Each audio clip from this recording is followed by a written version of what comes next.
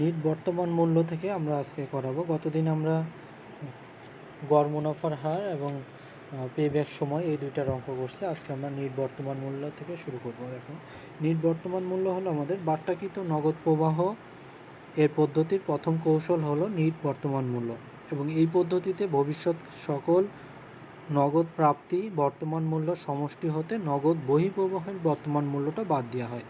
মানে আমাদের ভবিষ্যতে কত টাকা আমাদের আয় হবে এটা বা আন্তঃপ্রবাহ হবে, এই ভবিষ্যতে সকল নগদ আন্তঃপ্রবাহের বর্তমান মূল্যটা নির্ণয় করতে হবে।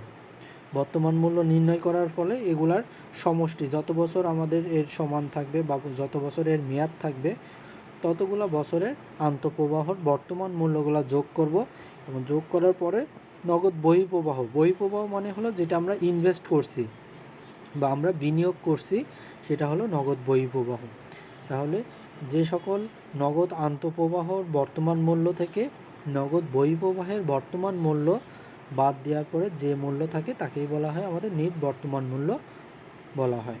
এবং এটা হলো একটা পদ্ধতি, এর মাধ্যমে আমরা নিট বর্তমান মূল্য বা এনপিভিটা বের করি। অর্থাৎ যে পদ্ধতিতে ভবিষ্যতে প্রাপ্ত নগদ বর্তমান মূল্য নগদ হতে নগদ বহিঃপ্রবাহের বর্তমান মূল্য বাদ দেওয়া হয় তাকে নিট বর্তমান মূল্য বা এনপিভি বলে। এখানে দুইটা সূত্র আছে আমাদের, এই দুটো সূত্র দেখো এখানে সূত্রগুলো আছে যে CF1 মানে ক্যাশ ফ্লো, ক্যাশ ইনফ্লো, যেটা টি মানে ক্যাশ ইনফ্লো, এবং 1 মাইনাস কে টু দি পাওয়ার টি, এটার পাওয়ার হবে মাইনাস CF0 মানে হলো এটা আমাদের প্রাথমিক বিনিয়োগ বা হলো আমাদের বিনিয়োগের পরিমাণ, এটা হলো। তাই এটাকে আমরা পরবর্তী ইলাবোরেট করে আমরা লিখতে পারি যে সামেশন যগুলা দিছি এই সামেশন বাদ দিয়ে আমরা CF1 CF2 CF3 থেকে এন পর্যন্ত, মানে এন বছর পর্যন্ত কত বছর পর্যন্ত হবে তত বছর পর্যন্ত আমরা এর বর্তমান মূল্যগুলো যোগ করবো। আমরা তো বর্তমান মূল্য সূত্রটা টাইম ভ্যালু অফ মানির ওইখানে শিখছিলাম, যেটা কি বর্তমান মূল্য পিভি সমান সমান কি FV divided by 1 plus I to the power n. এটা হলো আমাদের বর্তমান মূল্য নির্ণয় করার সূত্র। এইখানেও সেম কথা, এখানে শুধু সিএফ দিছে মানে ক্যাশ ফ্লো যেটা আমাদের আসবে বা আন্তঃফ্লোটা আমাদের ক্যাশ ফ্লো বা সিএফটা দিছে হলো ক্যাশ ফ্লো, যেটা আমাদের বর্তমান ভবিষ্যৎ মূল্য, এটাকে আমাদের বর্তমান মূল্য নির্ণয় করতে হলে আমাদের এই সূত্রের মাধ্যমে বসে। আর এখানে আমরা নতুন সূত্র শিখব না, আমরা আই দিব, যেখানে 1 plus I to the power N দ্বারা যে সূত্র হয় ওইভাবে আমরা করবো। দেখো ইয়া করবো। আর আমাদের একটু সিদ্ধান্তগুলা দেখো, যদি নগদ আন্তঃপ্রবাহ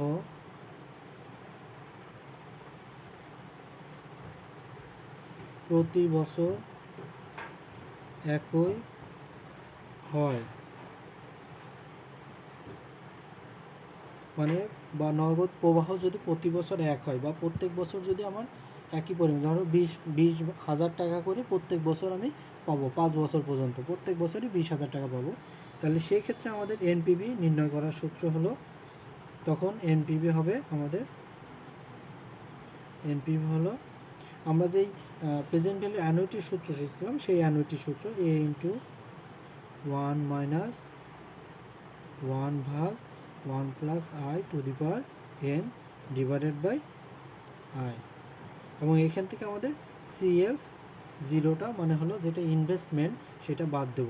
আর আমরা এখানে এর জায়গায় কি লিখব, এর জায়গায় লিখব CFT, মানে হলো যেটা আমাদের ভবিষ্যৎ মূল্যের যে CFT আছে বা যেটা আমাদের আন্তঃপ্রবাহ থাকবে সেটা এর পরিবর্তে এটা লাগবে, কিন্তু সূত্র আমাদের একই হবে, আমাদের সূত্রের কোনো ভিন্নতা থাকবে না। এখানে CFT মানে হলো আমাদের যেই পরিমাণ বর্তমান ভবিষ্যৎ মূল্য আছে সেই ভবিষ্যৎ মূল্যটা আমাদের CFT বা CF, যেটি সমান সমান কি বাৎসরিক নগদ আন্তঃপ্রবাহ। আর CF0 কি আমাদের প্রাথমিক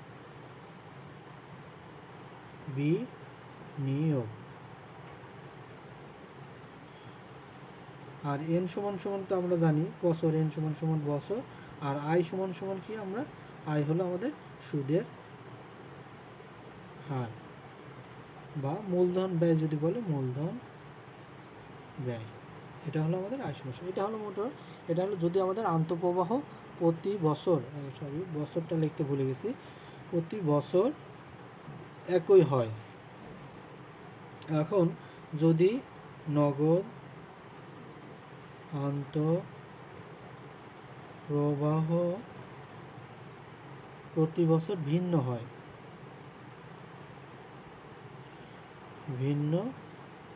মানে এক এক বছর এক এক রকম আন্তঃপ্রবাহ, যেমন কোনো বছর 5,000 টাকা, তারপর নেক্সট বছর 10,000, 15,000, 20,000, এক এক বছর যদি এক এক পরিমাণ টাকা থাকে, তাহলে সেক্ষেত্রে আমাদের নগদ এনপিভির সূত্র কী হবে? এনপিভি সমান সমান summation CF T divided 1 plus I to the power N minus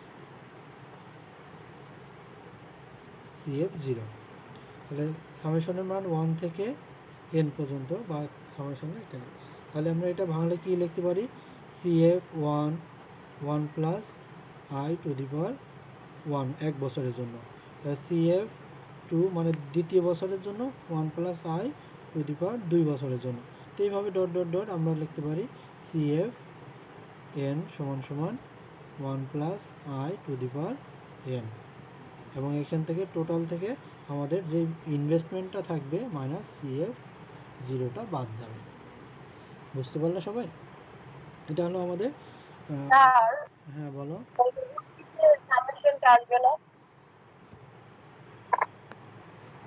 কথা বুঝতে পারিনি, বলো তো। সামেশনটা দ্বিতীয় লাইনে আসবে না? না, সামেশন দ্বিতীয় লাইনে আসবে না, কারণ কি সামেশন মানে যোগফল। কোনগুলা যোগফল? এই যে এই কয়টা যোগফল, মানে 1 2 3 5 4 5 6 এইগুলার হলো যোগফল হলো এই। যখন আমরা এই বর্তমান মূল্যগুলো বের করব তখন এর যোগফল হলো এই সামনে হবে। যখন আমরা এইটা ইলাবোরেটলি লিখবো বা বড় করে লিখবো তখন আর এখানে সামেশনটা আসবে না, প্রথমে আমাদের এখানে সামেশনটা আসবে। বা প্রথম যদি ছোটো করে লিখি তখন আমাদের এই সামেশনটা লিখতে হবে। এটা আমরা যখন ভাঙায় লিখবো তখন আর এই সামেশনটা থাকবে না। এটা সামেশনের নিয়ম। সামেশন মানেই হলো যোগফল বা যোগ করা। সামেশন মানে হলো যোগ করা। তো এই কোনগুলো যোগ করাবো? 1 2 3 যেগুলো থাকবে বা যত বছরে আমাদের নগদ আন্তঃপ্রবাহ দেওয়া থাকবে সেগুলোর যোগফলগুলো আমরা একসাথে লিখব। এগুলো হলো আমাদের নগদ আন্তঃপ্রবাহ। এরপরে আমাদের দেখো সিদ্ধান্ত নীতি যেগুলো আছে, সিদ্ধান্ত নীতি কি? নিট বর্তমান মূল্য ধনাত্মক হলে আমার প্রকল্প গ্রহণ করা হয়। ধনাত্মক মানে ধরো আমাদের যদি সিদ্ধান্তগুলো একটু লিখে নাও। সিদ্ধান্ত নীতি যেটার 1 নম্বরে আমাদের আছে কি? নিট বা এনপিভি মূল্য, যদি এনপিভি মূল্য ধনাত্মক যদি হয় হলে গ্রহণ করা হয়। তার মানে ধনাত্মক মূল্য মানে হলো যে আমাদের 0 থেকে বেশি। 0 থেকে বেশি মানে কি? মানে 1 টাকাও হতে পারে, 10,000 টাকাও হতে পারে, 20,000 টাকাও হতে পারে। এটা হলো ধনাত্মক, মানে কোনো ঋণাত্মক বা কোনো মাইনাস ফিগার থাকবে না। এটা হলো ধনাত্মক। যদি আমাদের এনপিভির মূল্যটা ধনাত্মক হলে তাহলে গ্রহণ করা যাবে। এটা যে কোনো প্রকল্পের ক্ষেত্রেই আমাদের গ্রহণ করা, যদি সেটা বর্জনশীল প্রকল্প না হয়। আর দ্বিতীয়ত এনপিভি যদি ঋণাত্মক হয়, এনপিভির মূল্য যদি ঋণাত্মক হয় তাহলে প্রকল্প বর্জন করতে হবে। তাহলে এখানে আমাদের যেটা বললাম, যেটা যদি ধরো এখানে আসলো মাইনাস 100 টাকা অথবা মাইনাস 10,000 টাকা, অথবা যদি মাইনাস ফিগারে আসে বা ঋণাত্মক যদি হয়, তাই ঋণাত্মক হলে আমাদের সেই এনপিভি প্রকল্পটা আমরা যত ভালোই হোক না কেন আমরা সেটা বাদ দেব, সেটা গ্রহণযোগ্য হবে না। বুঝতে পারো? তাহলে আমাদের যদি ধনাত্মক হয় তাহলে গ্রহণ করব, আর ঋণাত্মক হলে গ্রহণ করব না। আর যদি আমাদের 0 হয়, অর্থাৎ যদি এনপিভি যদি 0 হয়, এনপিভি সমান সমান যদি 0 হয়, তখন ব্যবস্থাপক প্রকল্পটি গ্রহণ করতে পারে করতে পারবে, আবার বর্জন করতেও পারবে।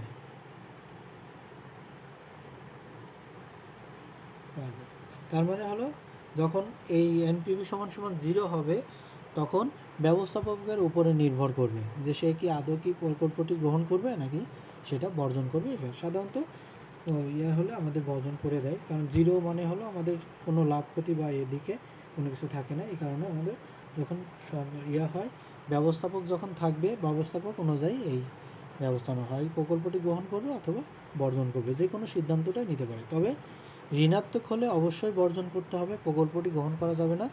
আর যদি ধনাত্মক হয় তাহলে প্রকল্পটি অবশ্যই গ্রহণ করতে হবে। এই হলো আমাদের মোটামুটি সিদ্ধান্ত বা আমাদের সিদ্ধান্তগুলো আমরা জানলাম। এরপরে আমরা দেখো অঙ্কগুলো দেখব, যে সূত্রগুলো আছে এই সূত্র অনুযায়ী আমরা অঙ্কগুলো দেখব। কর্মপত্র 3-এর হলো এনপিভি বা আমাদের নিট প্রেজেন্ট ভ্যালুর এগুলো অঙ্কগুলো আছে, সেগুলোর প্রথমটা আমরা দেখি। প্রথমটা কি বলা আছে যে একটি প্রকল্পের প্রাথমিক বিনিয়োগ আমাদের 10,000 টাকা। তাহলে এটা কি আমাদের বিনিয়োগ করছে, বিনিয়োগের এটা কি CF0 বা আমাদের ক্যাশ আউটফ্লো যেটা বলা হয়, ক্যাশ আউটফ্লো হলো আমাদের 10,000 টাকা। এবার আগামী 5 বছর প্রকল্প হতে নগদ আন্তঃপ্রবাহ যথাক্রমে 4,000 টাকা, 4,000, 3,000, 5,000 এবং 2,000 টাকা করে পাবে। তাহলে কি এটা প্রত্যেক বছর কিন্তু সেম না, বা প্রত্যেক বছর একই পরিমাণ আমাদের নগদ আন্তঃপ্রবাহ না। তাহলে আমরা এটা ইউজ করব দ্বিতীয় সূত্রটা। তাহলে এই ক্ষেত্রে আমাদের বাট্টার হার বা আমাদের সুদের হার কত পার্সেন্ট, 10%, এবং নিট বর্তমান মূল্য নির্ণয় করো এবং প্রকল্পটি গ্রহণ করা উচিত কিনা সেটা আমাদের নির্ণয় করতে বলছে। তাহলে আমাদের দেখো প্রথমে আমাদের কি কি দেওয়া আছে, কর্মপত্র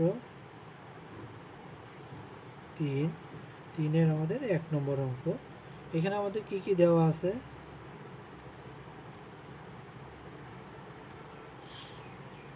এক প্রাথমিক বিনিয়োগ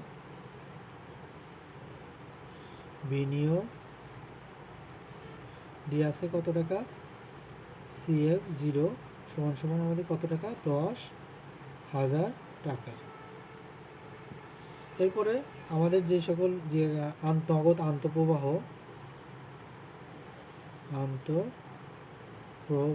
যেগুলো আছে, CF1 সমান সমান দিয়ে আছে আমাদের 4,000 টাকা, CF2 সমান সমান দিয়ে আছে 4,000, CF3 পর্যন্ত দিয়ে আছে আমাদের, মানে এটা 3 বছরে, এগুলো হলো আমাদের 3,000 টাকা। তারপরে CF4 পর্যন্ত দিয়ে আছে আমাদের কত, 5,000 টাকা। CF মানে 5 বছর আমাদের মেয়াদ, 5 বছর পর্যন্ত আমাদের এই প্রকল্পের যেই সকল ভবিষ্যৎ টাকা আসতে পারে বা ভবিষ্যৎ মূল্য ক্যাশ ইনফ্লো হতে পারে বা নগদ আন্তঃপ্রবাহ হতে পারে তার মূল্যটা দিয়ে আছে। আর আমাদের বাট্টার হার বা সুদের হার, বাট্টার হার দিয়ে আছে আয় সমান সমান কত পার্সেন্ট, 10% বা 0.10। আর বছর সংখ্যা তো আমাদের 5 বছর, সেটা দিয়ে এখানে। তাহলে আমাদের n সমান সমান কি, সময় n সমান সমান 5 বছর। এগুলো আমাদের ইনফরমেশনগুলো দিয়ে আছে। এখন এই ইনফরমেশন থেকে আমাদের যেহেতু ইয়ার থেকে আমরা নিট বর্তমান মূল্যটা নির্ণয় করব। তাহলে আমরা জানি নিট বর্তমান মূল্য এনপিভি সমান সমান কি, summation CF divided by 1 plus I to the power n minus CF0। তাহলে এখানে আমরা যদি ভাবি তাহলে CF1 1 plus I to the power 1 plus CF2 1 plus I to the power 2 plus CF3 1 plus I to the power 3 plus CF4 1 plus I to the power 4 plus CF5 1 plus I to the power 5। এগুলো হলো আমাদের ভবিষ্যৎ মূল্য বা নগদ আন্তঃপ্রবাহ যেগুলো দিয়ে আছে সেগুলোর মূল্য। এবং এখান থেকে আমরা বাদ দেব কি, এখান থেকে বাদ যাবে CF 0 মানে প্রাথমিক বিনিয়োগ বা আমাদের যেটা আছে কি ক্যাশ আউটফ্লো যেটা হবে সেই টাকাটা বাদ যাবে। তাহলে এবার আমরা শুধুমাত্র মানগুলো বসাবো। আমাদের CF1 সমান সমান আমার কত দিয়ে আছে, 4000 টাকা দিয়ে আছে, এবং 1 মাইনাস আমাদের আছে 10%, আর এর 1 হবে, প্লাস এবার 4000 CF2 আমার 4000, 1 প্লাস 0.102 হবে, পাওয়ার হবে 2 বছর, তো দ্বিতীয় বছর। তারপরে 3000, 1 প্লাস 0.10 পাওয়ার হবে 3, প্লাস 5000, 1 প্লাস 0.104, প্লাস এরপরে পঞ্চম বছরে আমাদের 2000 টাকা, 2000 ভাগ 1 প্লাস 0.10 পাওয়ার হবে 5। টোটালটাকে সেকেন্ড ব্র্যাকেট দিয়ে আমাদের বাদ হবে প্রাথমিক বিনিয়োগ কত দিয়ে আছে, 10,000 টাকা। এটুকু পর্যন্ত সবার লেখা হয়েছে?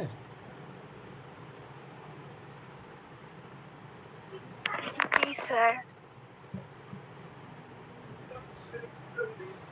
ওকে, এবার এটুকু পর্যন্ত লেখা হলে আমরা তারপরে এই যোগ বিয়োগগুলো করি। দেখো দ্রুত লিখে ফেলো, এখানে যে মানগুলো এগুলো বসাই ফেলো। তাহলে আমরা প্রথমে যেটা মান আছে 4000,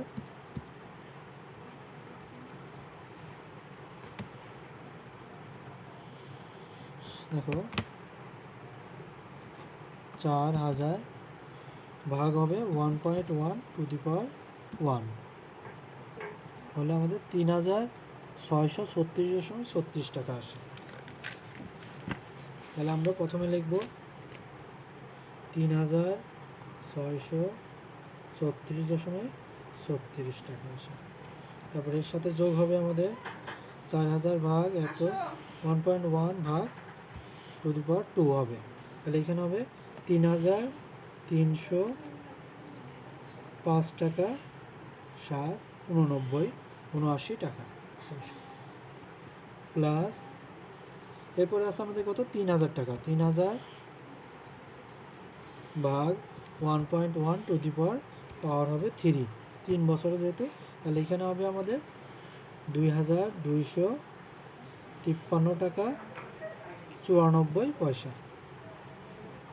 এরপরে চতুর্থ বছরে যেটা আমাদের 5000 ভাগ 1.1 টু দি পাওয়ার 4 হবে, 4 হলে 3415.07, এবং সর্বশেষ পঞ্চম বছরে আমাদের আছে 2000 ভাগ 1.1 টু দি পাওয়ার 5 বছর, এটা হবে 1241.84, এবং টোটালটা থেকে আমাদের যেই নগদ বহিঃপ্রবাহ আছে বা বিনিয়োগ আছে সেটা বাদ হবে 10,000 টাকা। তাহলে এবার এগুলো সব আমরা যোগ করব।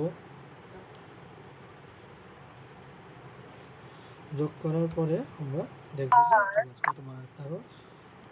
300 স্যার আমার ক্যালকুলেটরে তো পুরোটা আসে না, 3.3 3.6 এরকম আসছে। কত আসছে? 3.6। 3.6, বুঝলি? দেখো এগুলো আমরা যোগ করি, 3636.36 প্লাস 3305.79 যোগ 2253.94 প্লাস 3415.07 প্লাস 1241.84, এটা যোগ করলে আমাদের আসে 13,853 টাকা মাইনাস 10,000 টাকা। তাহলে এই 13,853 থেকে আমরা 10,000 টাকা বাদ দিলে আসে 3,853 টাকা। ওকে, সবার 3,853 টাকা আসছে। দেখো আসার পরে আমরা এখানে দেখো, এখানে তাহলে আমাদের বলছে কি প্রকল্পটি গ্রহণ করা উচিত হবে কিনা। প্রকল্প গ্রহণ করা উচিত হবে কিনা। তাহলে আমাদের যে সিদ্ধান্ত ছিল, সিদ্ধান্তের মধ্যে বলছিল যে আমাদের যদি এনপিভি ধনাত্মক হয় তাহলে বা জোড় সংখ্যা হয় তাহলে সেক্ষেত্রে আমরা গ্রহণ করব। তাহলে এটা প্রকল্পটি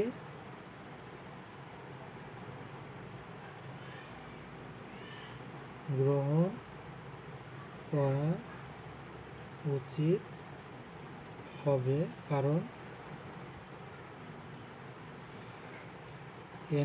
এনপিভি বা বর্তমান মূল্য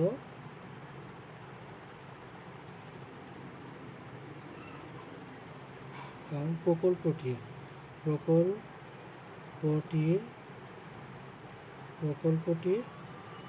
এনপিভি বা নিট বর্তমান মূল্য ধনাত্মক।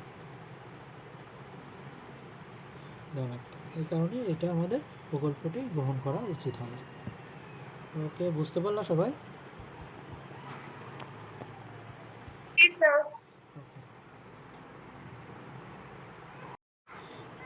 দেখো 2 নম্বর আমাদের কি লেখা আছে, একটি প্রকল্পের প্রাথমিক বিনিয়োগ 10,000 টাকা এবং আগামী 20 বছর প্রত্যেক বছর নগদ আন্তঃপ্রবাহ হবে 2,000 টাকা এবং মূলধন ব্যয় হবে আমাদের 14%।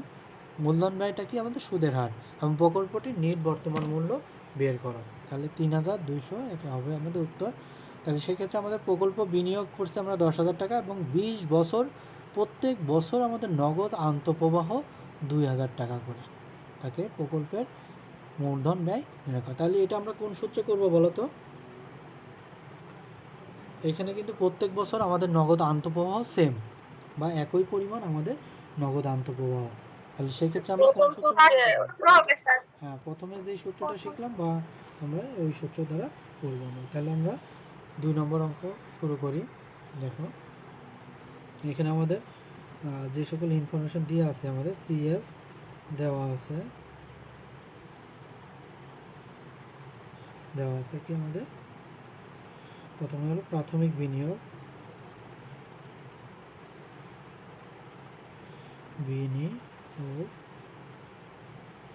সিএফ 0 সমান কত আমাদের 10,000 টাকা। আর আমাদের সিএফটি কত দিয়ে আছে, সিএফটি বা নগদ আন্তঃপ্রবাহ সিএফটি দিয়ে আছে কত আমাদের 2,000 টাকা করে, প্রত্যেক বছর আমাদের 2,000 টাকা করে।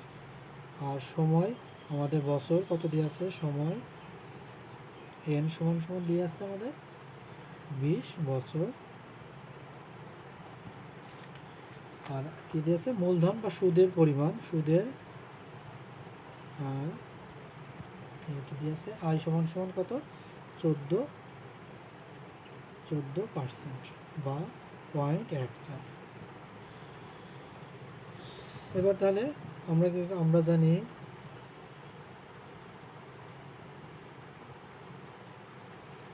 নেট বর্তমান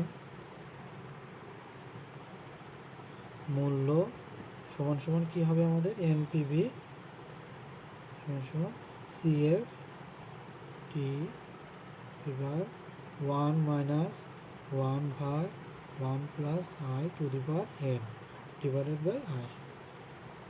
এখান থেকে বাদ হবে কোনটা আমাদের, সিএফ 0টা বাদ হবে, যে এটার বর্তমান মূল্য নির্ণয় করব এবং বর্তমান মূল্য থেকে আমাদের যেটা বিনিয়োগ করছি প্রাথমিক বিনিয়োগ সেটা বাদ যাবে।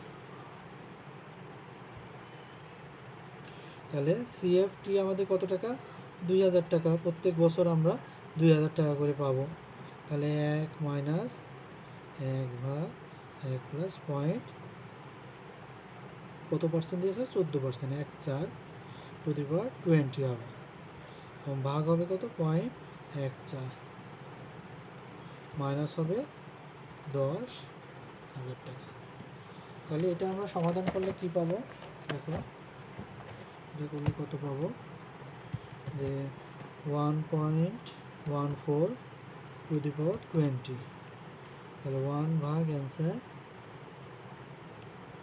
তাহলে 1 মাইনাস অ্যান্সার ভাগ 0.14 ইন্টু 2000 দিলে আমাদের 13,246 টাকা আসে। 13,246 টাকা আসে মাইনাস 10,000 আবার দেখো সবার গুণ করে এই টাকা আসছে।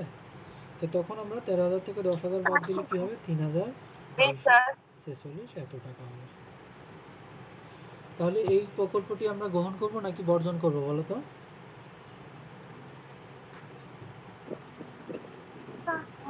স্যার প্রকল্পটি আমাদের করবো। গ্রহণ করতে হবে বা গ্রহণ করব, কারণ কি যে নিট বর্তমান মূল্য ধনাত্মক আছে, এই কারণে আমরা প্রকল্পটি গ্রহণ করব। কত সহজে অঙ্ক হয়ে গেল। বেক্সিমকো ফার্মাসিউটিক্যাল কোম্পানি একটি নতুন মেশিন ক্রয়ের পরিকল্পনা করছে এবং নতুন মেশিনটি ক্রয় করতে প্রারম্ভিক বিনিয়োগ আমাদের 24,000 টাকা। আগামী 8 বছর উক্ত মেশিন এর বর্তমান মূল্য আগামী 8 বছর উক্ত মেশিন হতে প্রাপ্ত নগদ আন্তঃপ্রবাহ হবে প্রতি বছর 5,000 টাকা এবং মূলধন ব্যয় হবে 10% হলে প্রকল্পটির নিট বর্তমান মূল্য নির্ণয় করো এবং প্রকল্পটি কি গ্রহণ না বর্জন তা উল্লেখ করো। গ্রহণ করা উচিত হবে নাকি বর্জন করা উচিত হবে সেটা আমাদের বলতে বলছে। তাহলে আমাদের প্রকল্পের মেয়াদ 8 বছর পর্যন্ত আর বিনিয়োগ হলো 24,000 টাকা এবং প্রত্যেক বছর আমরা এর থেকে পাবো কত? 5,000 টাকা। তাহলে এটা আমরা কোন সূত্রে করবো বলো তো? প্রথম সূত্র নাকি দ্বিতীয় সূত্রে? আমরা এটা প্রথম সূত্রে অঙ্কটা করব। যে ছোট সূত্র বা একটু আগে যে অঙ্কে করলাম যে সূত্রের মাধ্যমে, সেই সূত্রের মাধ্যমে আমরা এই অঙ্কটা করব। তাহলে দেখো আমাদের 3 নম্বর অঙ্ক, প্রথমে CF 0 দিয়ে আছে 24,000 টাকা, CF টি দিয়ে আছে আমাদের কত? 5,000 টাকা, N সমান দিয়ে আছে আমাদের 8 বছর, আর I সমান আমাদের 10%। তাহলে আমরা জানি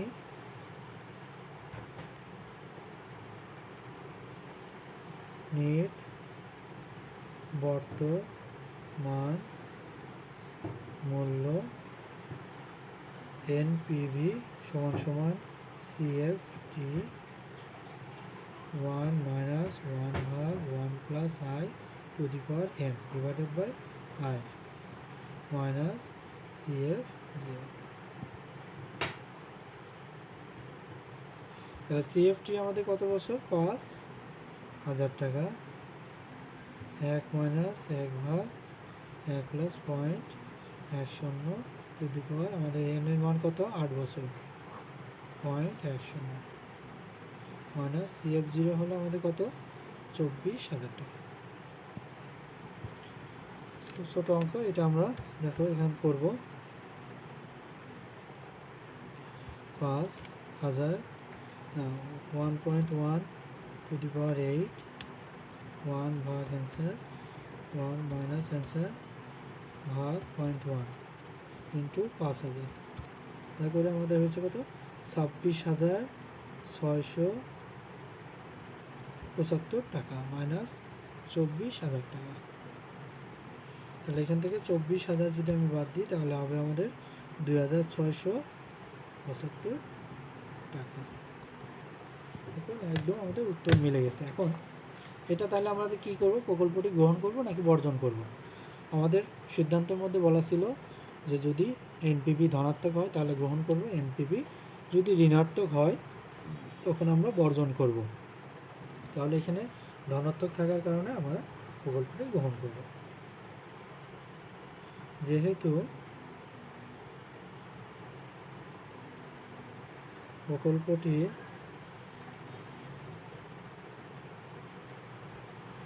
NPV বা নিট বর্তমান মূল্য ধনাত্মক, সুতরাং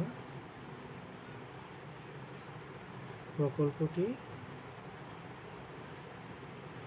গ্রহণ করা উচিত হবে। বুঝতে পারলে? এই হলো আমাদের এনপিভির মোটামুটি অঙ্কগুলো তোমরা এ পর্যন্ত সবাই বুঝতে পারছো?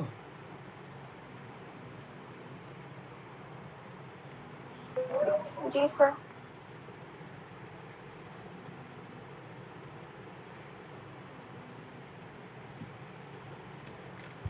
এখন সবাই বুঝতে পারছো তো? জি স্যার। ওকে, জি স্যার।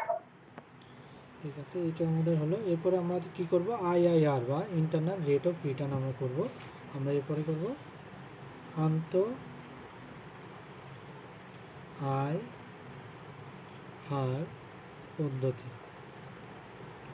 আন্ত আয় হার পদ্ধতি বা আইআইআর বা আইআরআর পদ্ধতি। এটাকে বলা হয় আন্ত আয় হার পদ্ধতি। এটা ইংলিশে কি বলা হয়, ইন্টারনাল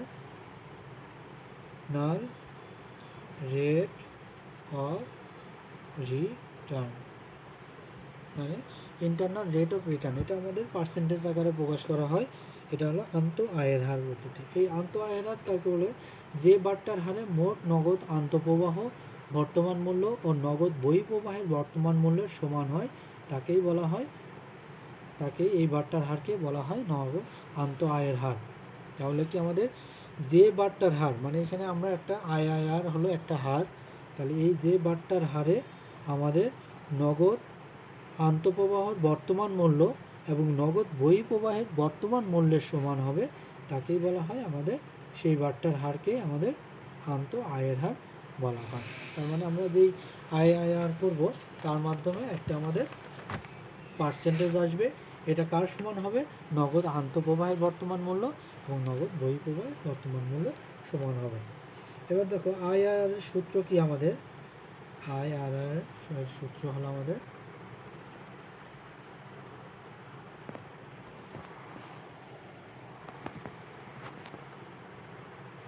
দেখো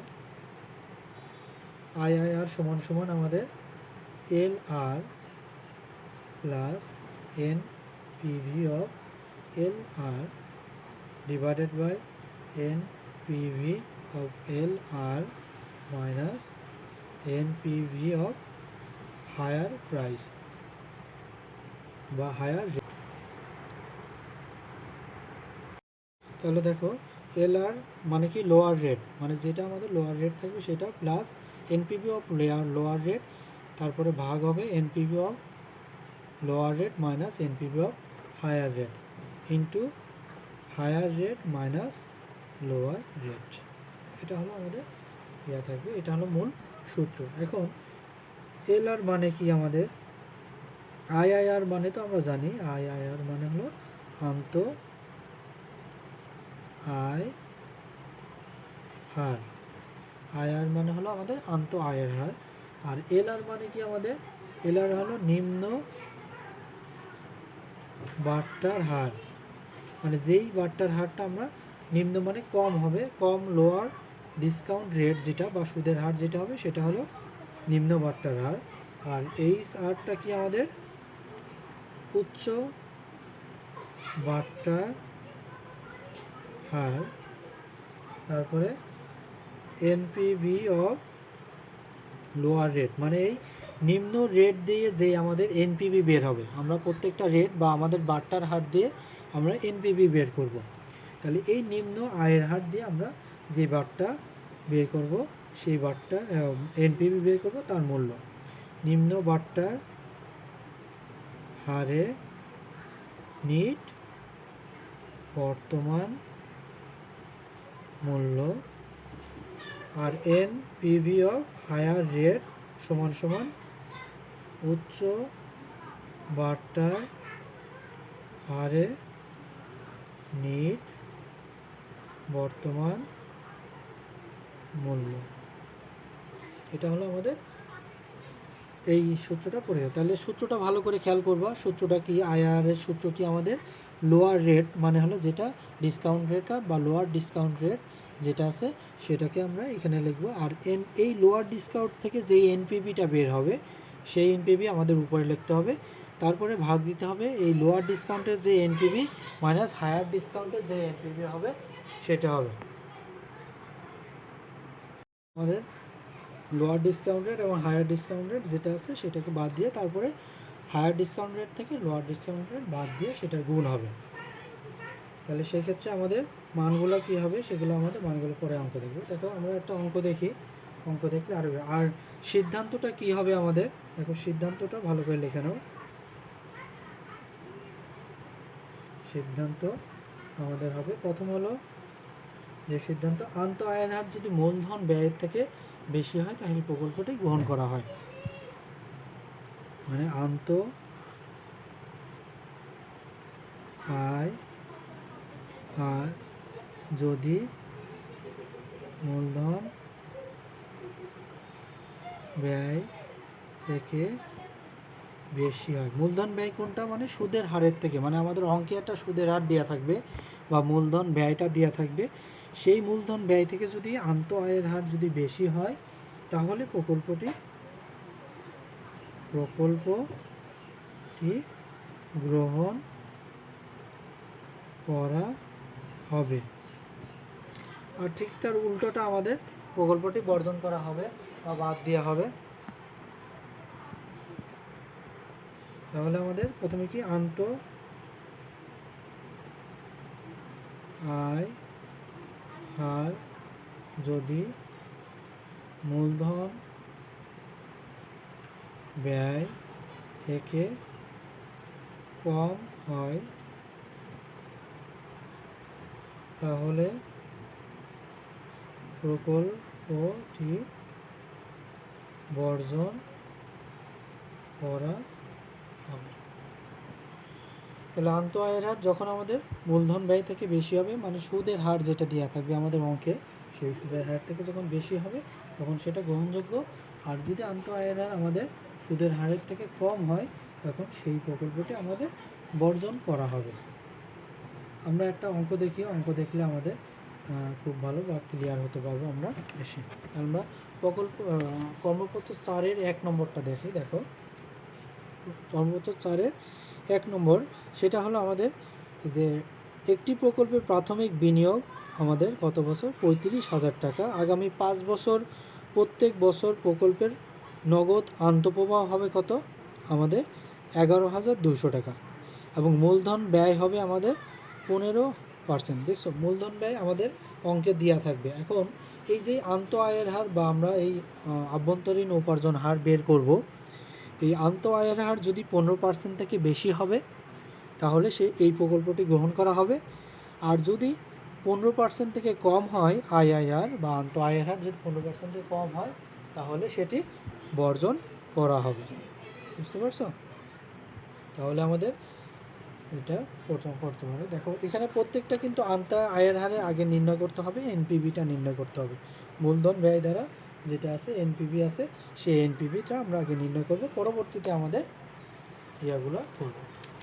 তাহলে এখানে আমাদের যে ইনফরমেশনগুলো আছে সেই ইনফরমেশন কী কী দেওয়া আছে আমাদের, সেই অনুযায়ী আমরা দেখো আইআইআর বের করব। তাহলে দেখো আমাদের কর্মপত্র 4-এর 1 নম্বর, এখানে আমাদের কী কী দেওয়া আছে, এর CF 0 দিয়ে আছে আমাদের কত টাকা, আমাদের প্রাথমিক বিনিয়োগ দিয়ে আছে 35,000 টাকা। এরপরে দিয়ে আছে কি আমাদের প্রতি বছর নগদ আন্তঃপ্রবাহ CFT দিয়ে আছে কত টাকা আমাদের, 11,200 টাকা। এরপরে আমাদের কি আছে, এন সমান সমান দিয়ে আছে 5 বছর, আর আয় সমান সমান দিয়ে আছে আমাদের 15%। এখন আইআইআর নির্ণয় করতে হলে প্রথমে যেই পার্সেন্টেজটা আছে এই পার্সেন্টেজ অনুযায়ী আমরা আগে নির্ণয় করব, তারপরে অন্য পার্সেন্টেজ দ্বারা আমরা অ্যাপ্লাই করব। তাহলে বাট্টার হার 15% এ নিট বর্তমান মূল্য হবে কত, আমার আগে নিট বর্তমান মূল্যটা এনপিভিটা নির্ণয় করব। তাহলে এই ক্ষেত্রে আমাদের যেহেতু প্রত্যেক বছর একই আছে, তাহলে আমরা এই সূত্রটা ব্যবহার করতে পারি। সিএফটি সমান সমান 1 minus 1/1 + i⁴n divided by i minus CF0। তাহলে এটা আমাদের কত টাকা ছিল? 11,200। তাহলে 1 মাইনাস 1/1 প্লাস 0.15 কত বছর? 5 বছরের ভাগ হবে আমাদের 1/5 মাইনাস কত? 35,000 টাকা। তাহলে এটা আমরা করলে কত হবে? 11,000 প্রথমে 1.15 টু দি পাওয়ার কত? 5 ভাগ অ্যান্সার 1 মাইনাস অ্যান্সার ভাগ 0.15 ইন্টু 11,200। তাহলে আমাদের কত আসলো? 37,544 টাকা আসছে। এখন এখান থেকে আমাদের মাইনাস হবে 35,000 টাকা। তাহলে বাদ দিলে 2,544 টাকা। তাহলে আমাদের কি আসলো? পজিটিভ। দেখো আইআইআরে আমাদের এমনই একটা নির্ধারণ করতে হবে যে আমাদের যেই প্রাথমিক বারটায় যে বারটার হারে যেই মূল্যটা আসবে, আমাদের যে 15% যেই মূলধন ব্যয়টা দিয়ে থাকলো তাতে যেই মূল্যটা আসবে, যদি ধনাত্মক আসে তাহলে আরেকটা এনপিভির মান নিতে হবে যেটা আমাদের ঋণাত্মক আসতে হবে। তাহলে সেই ক্ষেত্রে আমরা ঋণাত্মক আসার জন্য একটু বড় তো করে একটা মান নেব যেন এর সাথে সামঞ্জস্য না হয়।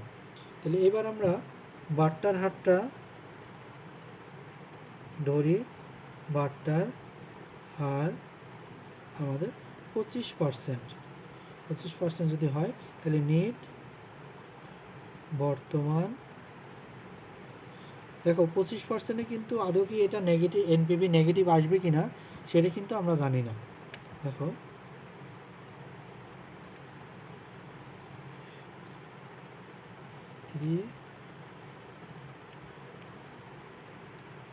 আমরা অঙ্ক করে দেখবো যে এটা নেগেটিভ আসে কিনা। তখন আমাদের এনপিভি সমান সমান CFT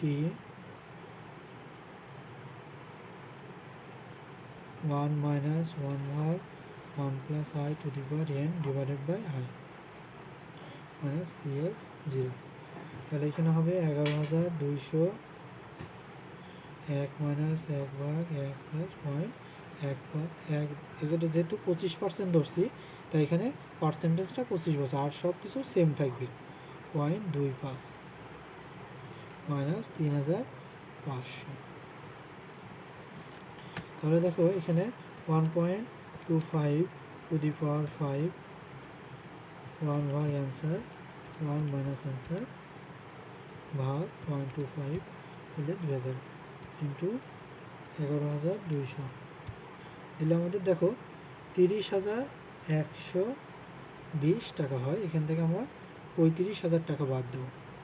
তাহলে এখানে মাইনাস ফিগার চলে আসলো, মাইনাস 35,000 দিল 4,880 টাকা। এটা হলো আমাদের মাইনাস ফিগার বা মাইনাস 4,000। দেখো একটা প্লাস আসছে, আমাদের সবসময় আইআইআর করতে হলে হায়ার রেট লাগবে, একটা লোয়ার রেট লাগবে। এখন আমাদের একটা যদি আমাদের প্রথমে যেই বারটার হারটা দেওয়া থাকবে, অঙ্কে যেই বারটার হারটা দেওয়া থাকবে সেই বারটার হারে আমরা নির্ণয় করব। নির্ণয় করার পরে দেখব যে এটা কি পজিটিভ আসছে নাকি নেগেটিভ আসছে। যদি পজিটিভ আসে বা ধনাত্মক আসে তাহলে সেই থেকে আমরা তার থেকে কিছুটা বাড়াই দেবো। আগে ছিল 15%, এখন 25%। একটু বেশি গ্যাপ করে ধরবো যেন প্রতিটা যেন এর সাথে না মিলে। বা এখানে যদি আমাদের একটা ধনাত্মক মান চলে আসতো, আমার আবার নেগেটিভ আনার জন্য আবার 30% দিয়ে করা লাগতো। এই কারণে একটু বেশি গ্যাপ দিয়ে করবে, বুঝতে পারছো? তাহলে এখানে 4,880 টাকা হয়েছে। এক্ষেত্রে আমাদের মানটা দুইটা, একটা পজিটিভ একটা নেগেটিভ। এবার আমরা আন্ত আয়ের হার নির্ণয় করব। তাহলে এখানে আমাদের হায়ার রেট কত? 25টা বড়, এটা হলো হায়ার রেট। আর লোয়ার রেট কত আমাদের? 15%। তাহলে এবার আমরা আন্ত আয় আর হার করতে পারবো। আন্ত আয় হার বা আই আর আর সমান সমান lower rate plus NPV lower rate ভাগ NPV lower rate minus NPV higher rate. এটাকে আমরা ভাগ দেব, সাথে গুণ দেবো আমরা higher rate minus lower rate. তাহলে এখানে আমাদের মানগুলো বসাই।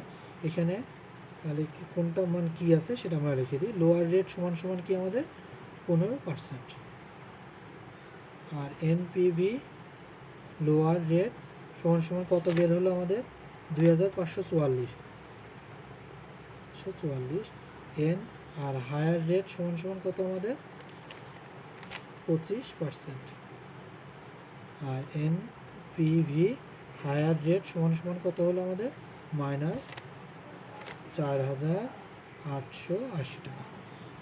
তাহলে এখানে আমাদের মানগুলো বসাই। 15% যোগ এনপিভি হায়ার রেট হলো 2544, এখান থেকে ভাগ হবে 2544, এখানে মাইনাস, আর এখানে আছে -4880 টাকা, এবং হায়ার রেট থেকে লোয়ার রেট, তার মানে 25 থেকে -15 বাদ দেবো, এটার গুণফল। তাহলে 15 প্লাস এখানে 2544 ভাগ হবে, তাহলে এখানে মাইনাসে মাইনাসে প্লাস হয়ে যায়, তাহলে এটা যোগ হবে 2544 যোগ 4880 করার পরে আমাদের হলো কি 7424 টাকা, 7424। আর এখান থেকে 25 থেকে 15 বাদ দিলে গুণ হয় 10, তাহলে 15 যোগ 25 2544 ভাগ 7424 দিলে আমাদের আসে হলো 0.34, এবং এর সাথে 10 গুণ দিলে আমাদের আসে 3.43, এটা যোগ করলে 18.43 আসে, এত %। সবাই বুঝতে পারলা? ওকে, তাহলে এটা আমাদের কি, তাহলে দেখো আমাদের মূলধন ব্যয় কত ছিল। যদি বলে যে এই প্রকল্পটি গ্রহণ করা উচিত হবে নাকি উচিত হবে না, তখন এটা কি বলবো আমরা, প্রকল্পটি গ্রহণ করা উচিত হবে। কারণ কি, কারণ প্রকল্পের মূলধন ব্যয় 15% হতে আয় আর 18% হতে আয় আর বেশি, সেজন্য আমাদের এই প্রকল্পটি গ্রহণ করা উচিত হবে। বুঝতে পারছো? এটা আমাদের গ্রহণ করা, এই জন্য যদি আমাদের মূলধন ব্যয় থেকে বেশি হয় তখন আমাদের এই প্রকল্পটি গ্রহণ করা উচিত হবে, আর যদি মূলধন ব্যয়ের থেকে কম হয় তাহলে সেই প্রকল্পটি গ্রহণ করা উচিত হবে না। বুঝতে পারলে? এই দুইটা কয়টা সূত্র তোমরা নিজেরা মুখস্থ করে ফেলো, আর যে কটা অঙ্ক করালাম এটা বাড়িতে বাসায় প্র্যাকটিস করো বেশি বেশি করে, তাহলে সেক্ষেত্রে তোমরা আরও বেশি আগে যাবে বা ভালো করতে পারবে। এই সূত্রগুলো আমি আগামী দিন আবার আমি তোমাদের ধরবো, সূত্রগুলো তোমাদের মুখস্থ বলতে হবে, কারণ সূত্র না জানলে আমাদের ফিনান্সে কোনো অঙ্কই করা যাবে না। এতে সূত্রগুলো ভালো করে করবে। হ্যাঁ।